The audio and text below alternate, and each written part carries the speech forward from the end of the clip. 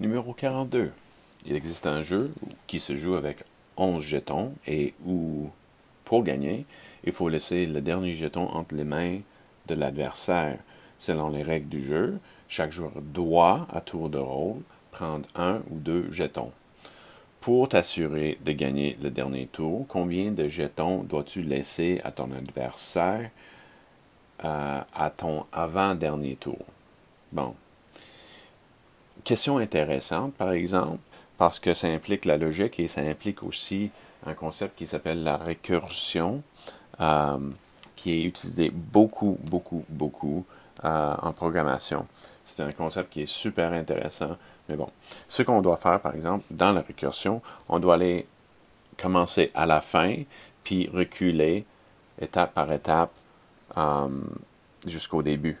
Alors, c'est assez intéressant pour commencer à la fin, puis arriver au début, puis c'est intéressant. Anyway, bon, on commence. Alors, dans le dernier tour, il y reste un jeton.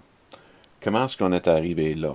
Bien, on a eu une action là-dessus qui est soit qu'on a tiré deux jetons, soit qu'on a tiré un jeton. OK? Ça, c'est ton dernier. Ça, c'est toi qui as fait ce move-là. Toi. OK? Toi, tu as fait soit -2, soit -1. Ton adversaire est laissé avec 1. Si tu avais retiré 2, ça veut dire qu'il y en avait 3 de reste ici. OK? Si tu en avais retiré juste 1, il en restait 2 ici. OK? Comment est-ce qu'on est arrivé là? Ben, encore, il y a deux possibilités. Là, la première, c'est que tu en as retiré 2, qui donnerait 5. Okay? Soit tu en as retiré 1,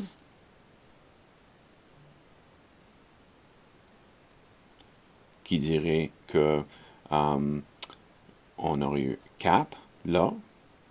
OK? Même genre de choses avec le pour arriver à 2. À ce moment-là, ça serait -2, ça serait 4 là. Ou -1, qui serait 3 là. OK? Alors,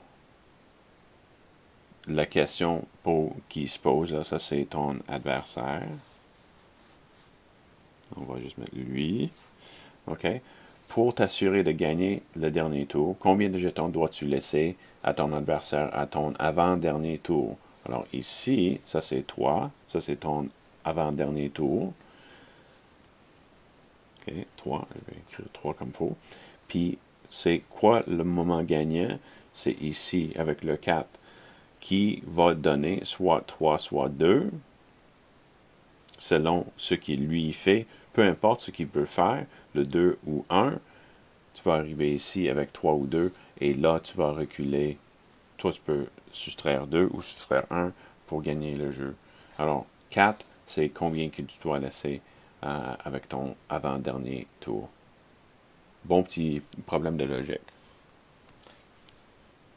Autre façon de s'attaquer à ça, ici on a utilisé un fond d'arbre pour modéliser, mais là aussi on peut